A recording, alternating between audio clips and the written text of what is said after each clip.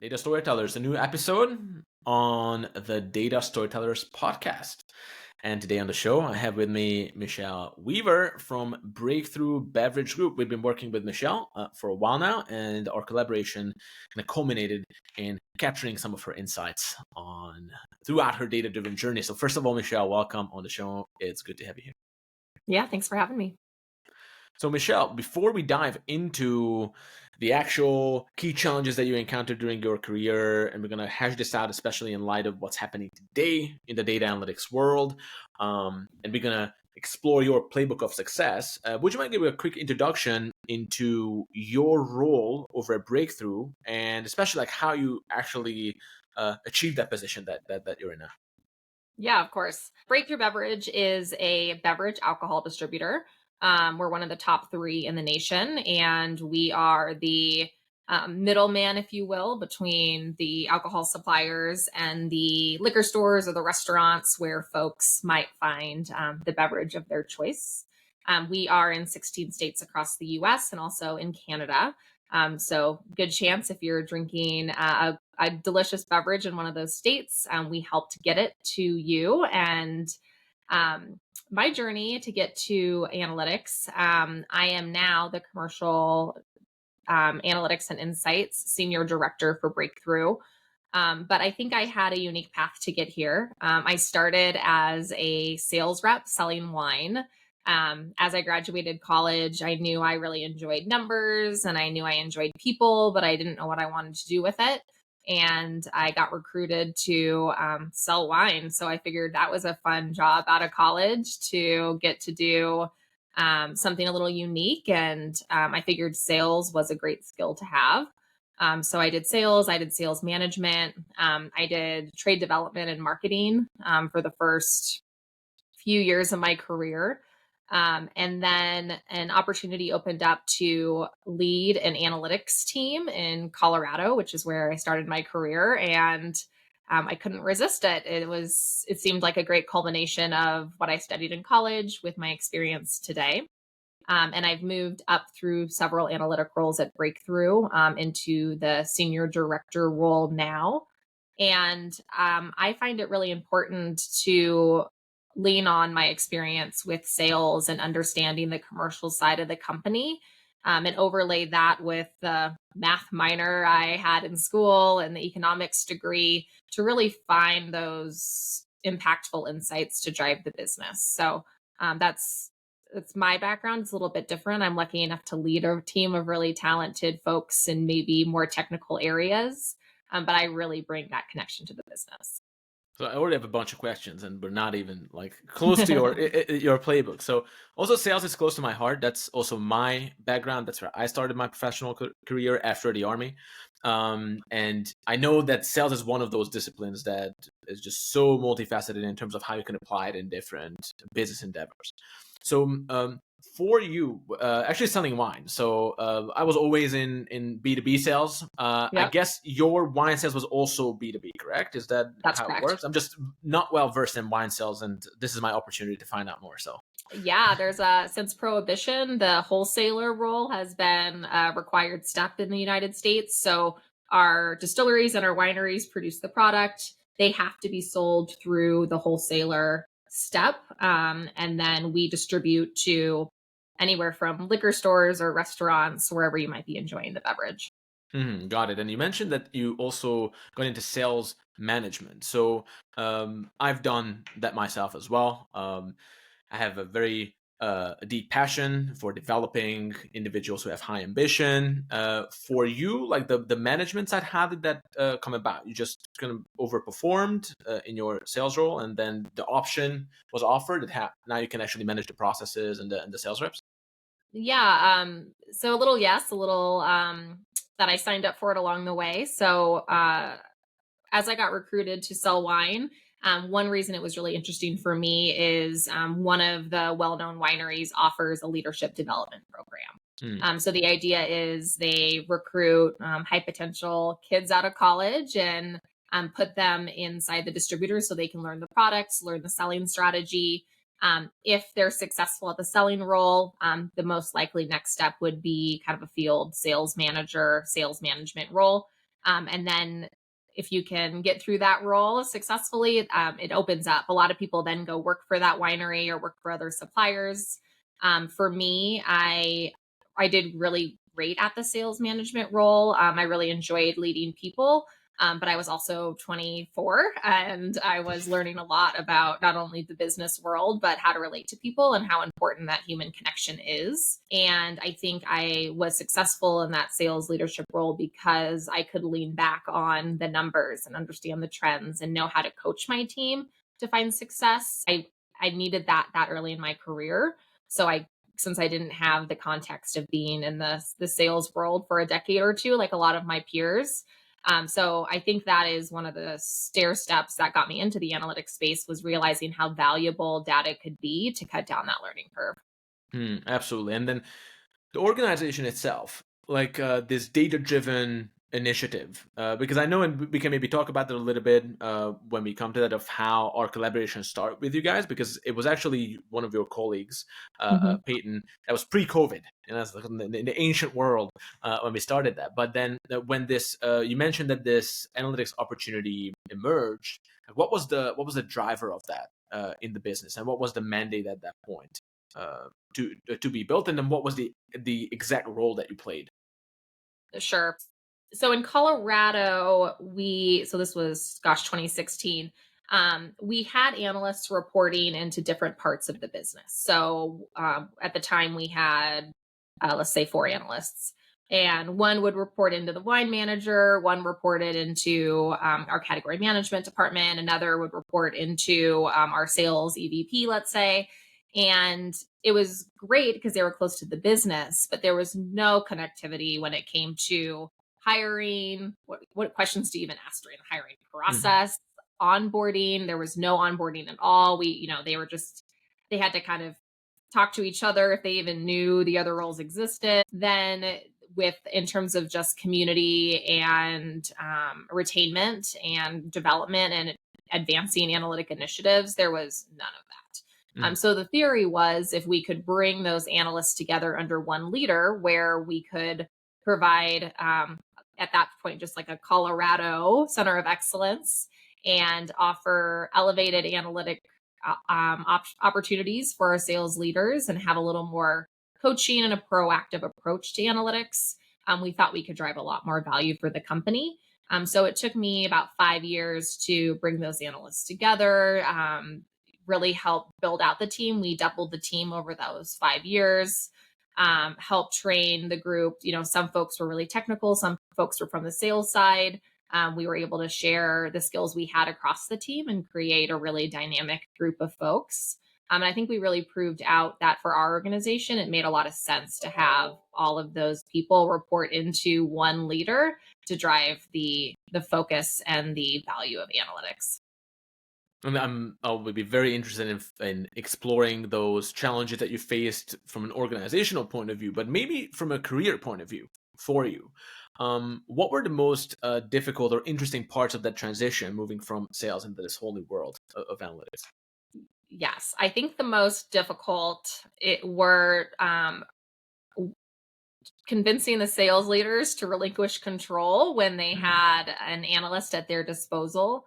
And although they might not have been using the analysts to the analyst's full potential, they loved the luxury of, hey, I need this report right now. Will you run it? And there's nothing like having an analytic assistant at your will, which worked great for a short and narrow view of what these folks needed.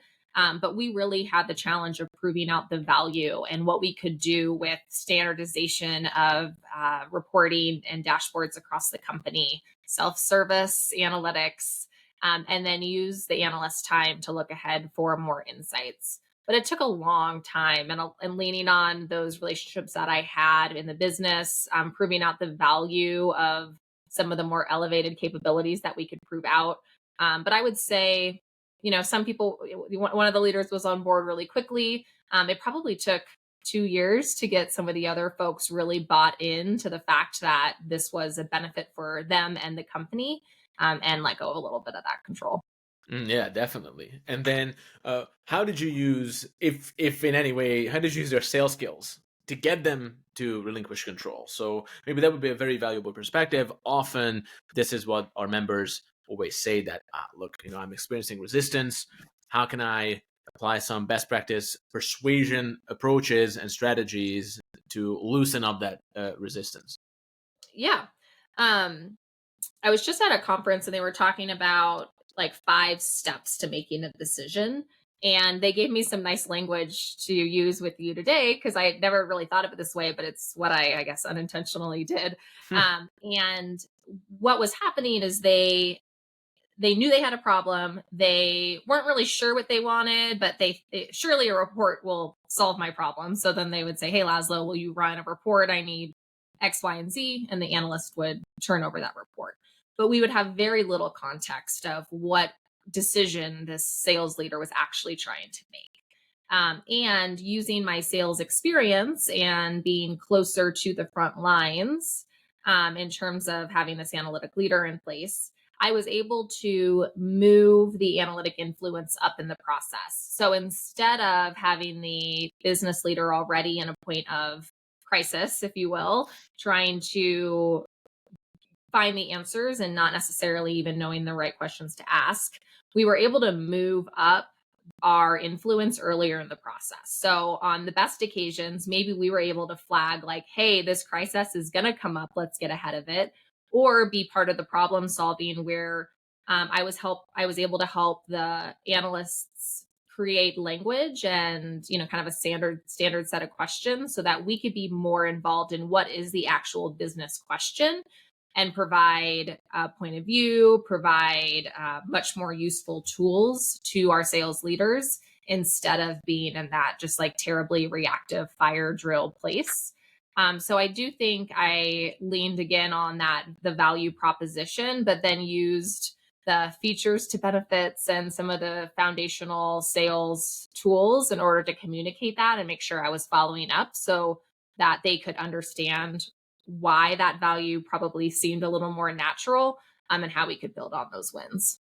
So this is very interesting to me. I'm always looking for these frameworks that anyone can bring into their own business and then deploy. So you said that you created the standard set of questions for your analysts in order to get them in a more proactive position. Would you mind sharing some of those questions that Sure.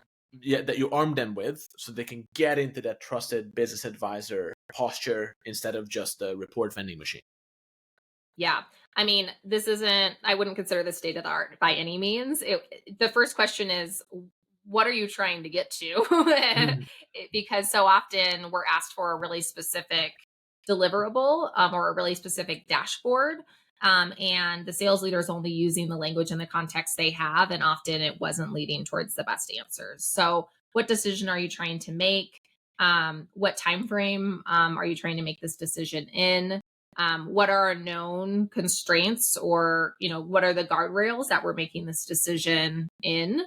um, is this a decision, like trying to some sort of question to understand if this is something that the sales leaders or whoever the stakeholder is dealing with on a regular basis, or if this is a one-time thing, because that will help gauge how much time we would invest in creating either kind of a one-time ad hoc tool or a repeatable dashboard that maybe we could share with others for best practices. So simply it's trying to understand the who, what, where, when, why, Hmm. the urgency, and then kind of the value of whatever question was on the table. Hmm. And did they experience still a lot of pushback of it? No, just give me the report. Just Oh, for sure. okay. And from a management point of view, Mhm. because that's what's huge always. Like even in sales management, like managing the psychology of the contributors is a huge, does get them to have the right mindset with which they approach these situations. Um, where did you find the most difficult elements of kind of coaching your staff to now go into the next situation and get a higher chance of success? Yes. I'd say the largest barrier for my group is there's a term that really resonated with me of like an analytic translator and Mhm. having folks who understand the technical side, but also understand the business side and can really draw that connection and use language that's approachable to kind of both the analytic and the sales folks in terms of our organization. And that role has always, or that title really resonated with me as it's become popular in the last couple years. But it's really hard to create a team that are savvy in both the business application and the technical execution. So that's definitely been the largest barrier along the way. And my favorite part about leading a team or my job is being able to train, develop, and watch the folks who work around me and with me grow. So I think I take a very hands-on approach. I'm really involved with my team, and the coaching that I do is really individual and geared towards everyone's current skills, how we can close the gaps that they might have, and how we can lean into skills that will help them not only for the role they're in today, but understanding their career path in the future. So I guess this is a kind of a generic answer, but this really ties in like how important to me the human experience is, and being a human at work and connecting to the humans who work around me, to make sure that we're delivering the best career experience for those folks, and in turn we're delivering the best analytic service for our stakeholders. Absolutely. And with that framework that you mentioned, or it wasn't even a framework, it's like 5 stages of making a decision, right? So what were those 5 stages actually, and in what context was that presented at Gartner? Yes, it was presented in terms of creating data, creating tools to fuel data driven decisions. So Yeah. as we move up, so you are in that new role, and now you're experiencing some of these challenges with the business. What have you identified as some of the biggest blockers of analytic success in a business? Data-driven business transformation. We have this buzzword. It's going around, but then we already touched on this. But if you could just reflect on what were some of those bottlenecks that you felt like, okay, these are the main barriers to driving real change in the enterprise, and make Sure. sure that being data driven is not just a buzzword, but it's really becoming a way of life. Yes. Data literacy, another Mhm. buzzword. I'll answer a buzzword with a buzzword. No, but data literacy is a big challenge for us in terms of onboarding our analysts. In we're a fairly regulated industry, as you can imagine. Nothing like medical or anything in that world, but there are lots of laws. They're different between each state, and we operate with a lot of gray area in the data that we can purchase because of it. We're not a CPG industry where we can just purchase, every scan from every account that is happening at the front lines and down in our stores. We're operating in a lot of gray area.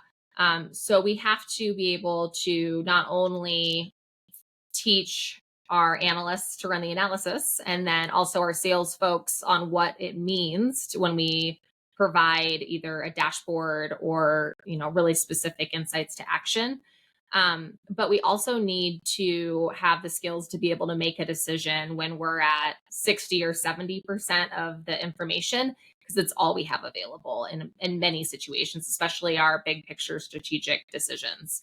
And it's tough living in a world like that, but those analytic and intuitive skills are really tough to train, but are really important for our business success. So we need to train on what the data means in the first place, how to make a decision off of that data in our environment.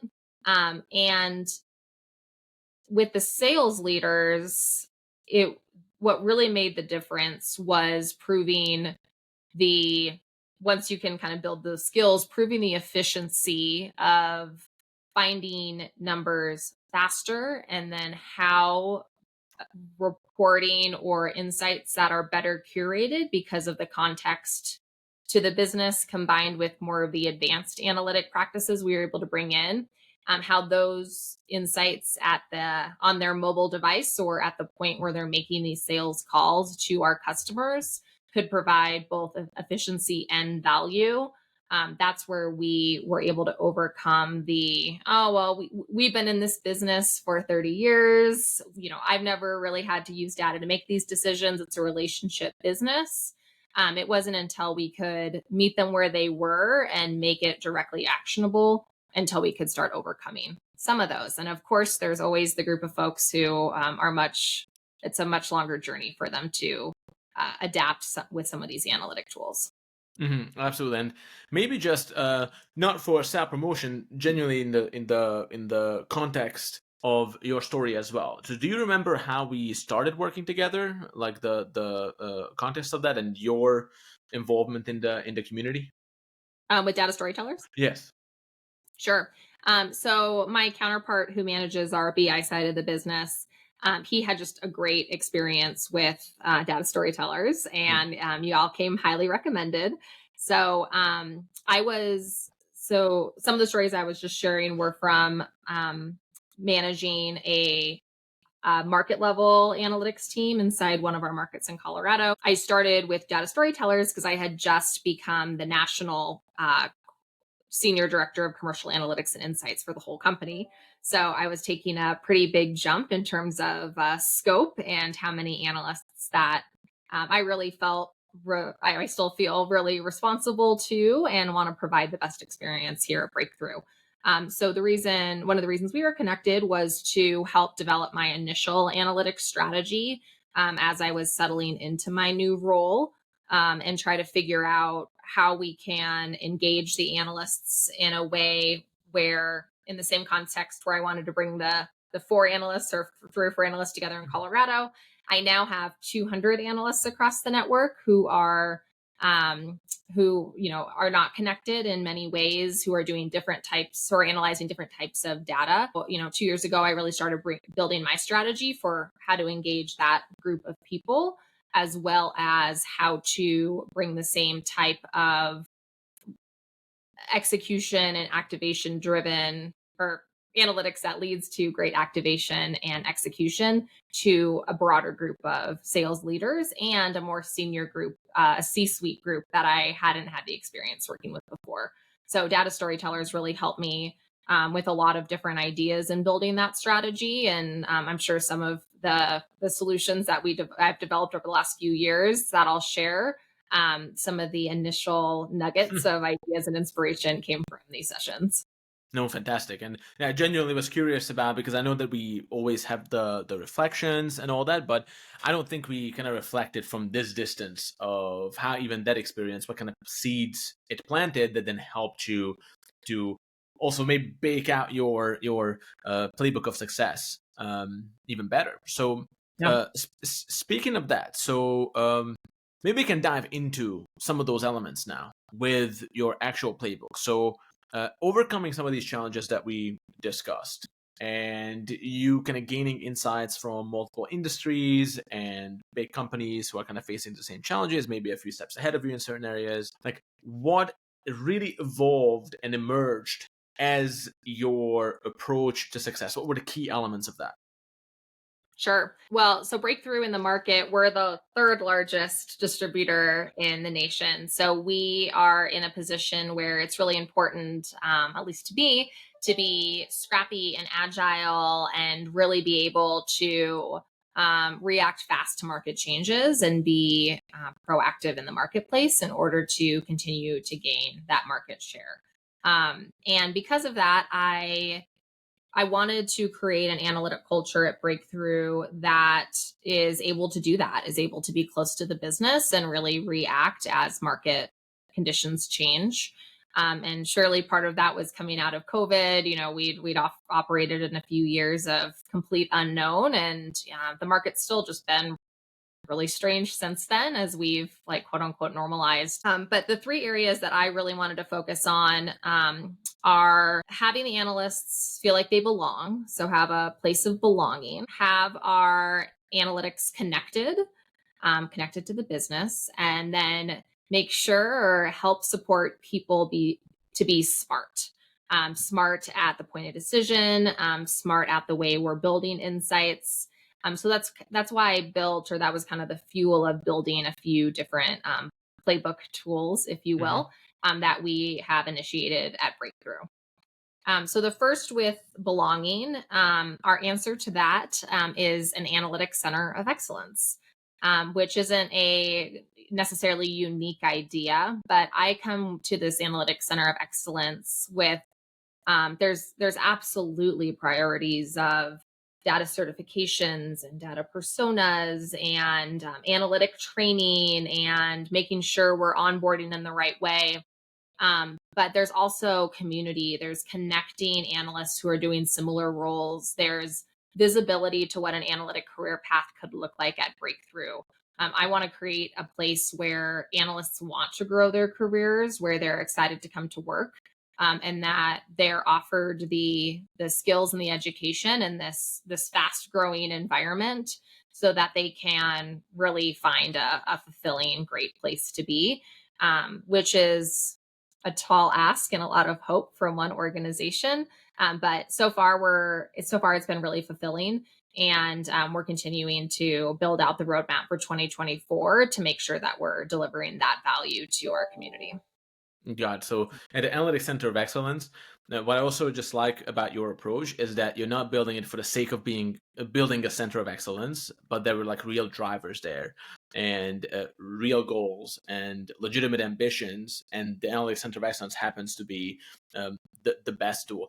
When you're building that, like what would be your, so let's say if I would be someone right now who's an analytics leader in a large company, and I'm just setting out to build an analytics center of excellence. What would be your top tips before I get started, and what would be, you think, some of the pitfalls that just by talking to you I would be able to avoid? Sure. Um, well, there's always a value of measure, or there's always the importance of measuring the value when you start anything like this. So, um, surely, hopefully, your company has some metrics that you can use as a baseline, whether it's your turnover rates of analysts, or we had an onboarding opportunity with analysts where for a long time it was like, hey, welcome to the company, here's some files in a computer, good luck. And we wanted to create something as simple as a welcome guide.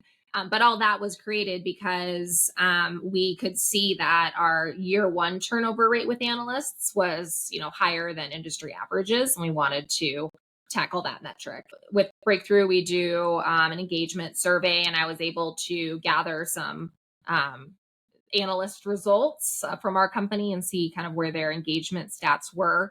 So that worked really well, so that I could tell to the executive team, hey, I want to invest in 200 analysts across the network. I'm asking for a lot of their time, and it's an expensive monthly call, it's an expensive training, and if only we're talking about kind of the manpower involved there. So it was really important to me to show that value and start with some baseline metrics we could track against.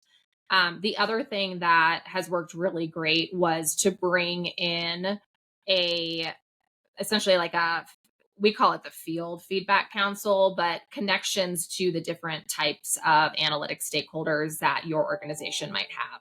So for us, we have analytics teams within each of our states or our markets. And it's important to have the state level teams because there's different laws in every state with alcohol.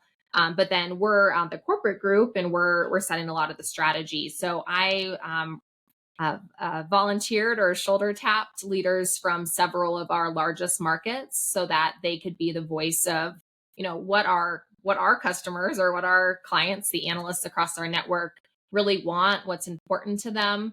And sometimes their responses really surprised me that, they want, obviously you can see I'm really into connection, and there is a subgroup that really wants to build that connection. But there's a much larger group that they want technical skills. They want to be cutting edge. They want to know the latest programming language and the latest software. And we were really able to prioritize our 2023 and 2024 ACE, or Analytics Center of Excellence, goals around what the community wants, and help recruit and tag in some captains. Because as you can imagine, this is a lot of work based on what folks' passions are. So I would say those have been kind of the top things: understanding where we are to start, how we can make a change on those metrics to help sell the value to executive leadership, and then curating the experience based on what the voice of the client or what the community is really looking for, has set us up to have a lot of excitement and buy-in and engagement with our Analytics Center of Excellence. No, that's great. You mentioned the captain. So are there any like formalized structures of accountability and responsibility, or you guys like it more laissez-faire? So let the, passion guide the spirit however you want to approach it.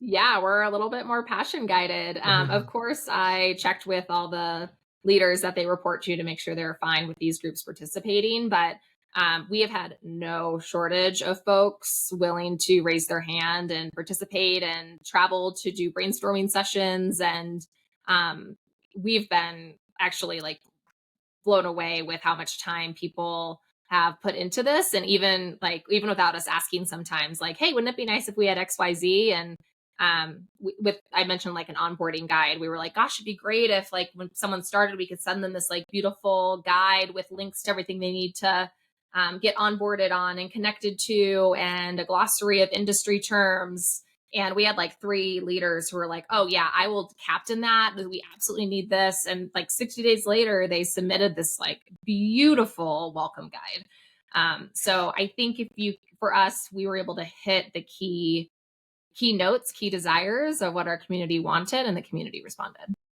Got it. And with this, so you mentioned the one was the place of belonging, and then you said the connectedness to the business. So would you mind Yes. elaborating on that a little bit? Absolutely. So this is where the role of analytic translators really resonates with me.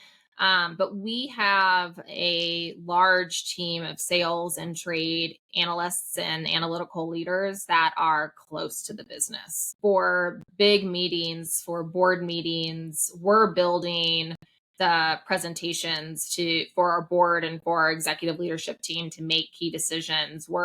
We have a point of view. We're not just turning over a dashboard and then, never seeing it again.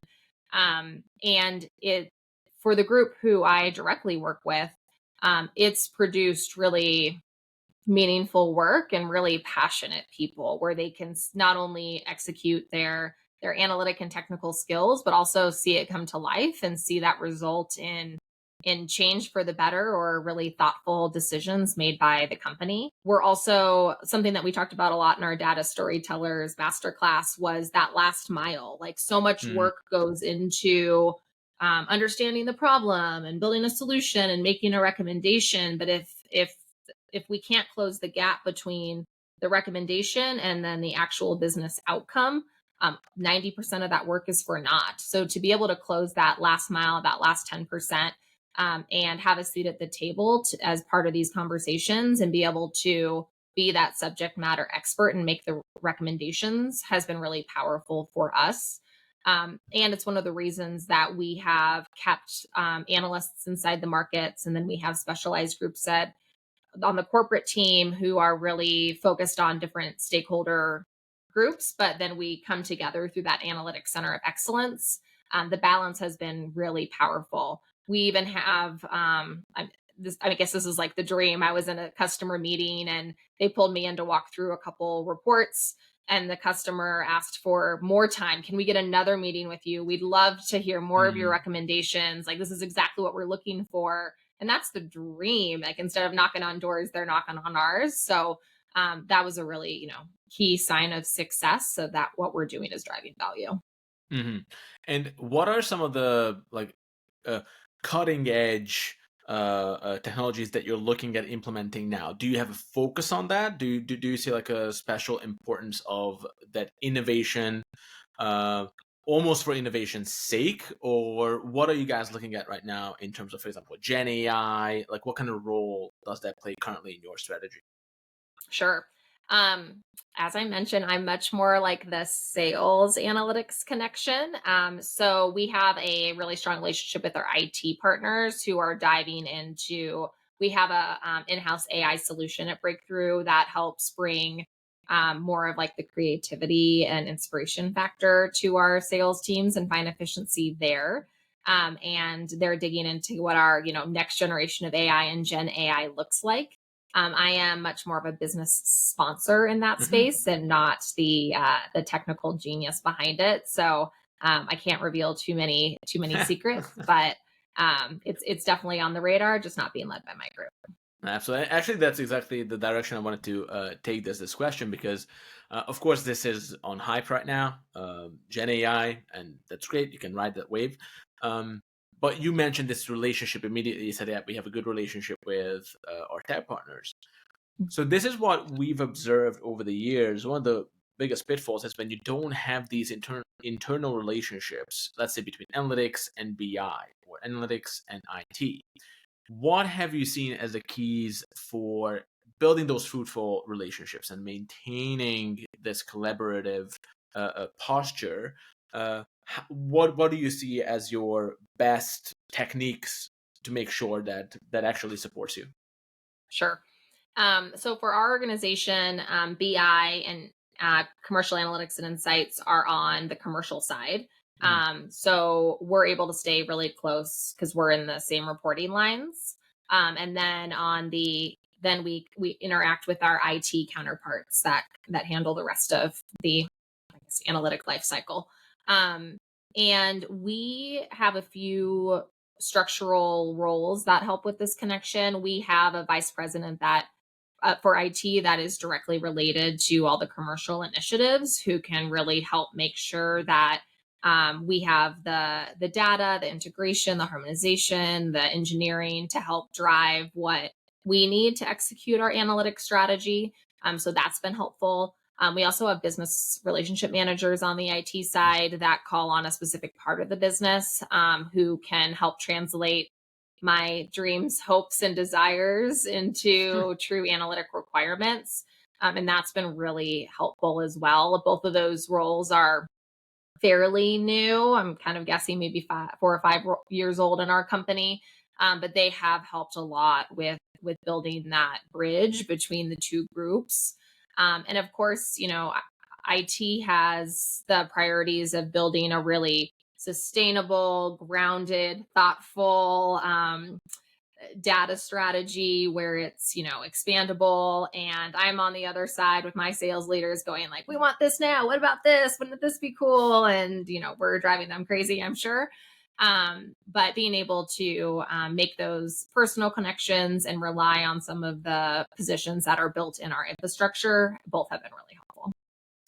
absolutely. And then from because we are called the data storytellers, and we've observed that sometimes that reputation problem that analytics has, it's essentially just the wrong narrative being propagated in the organization without the analytics function really stepping in to often break that cycle. So maybe an open-ended question first, like what kind of role did storytelling itself play in your professional development, moving from sales to now leading an analytics team, and then all the way to maybe influencing the whole vision for the company of what Mhm. data means in the evolution of the business?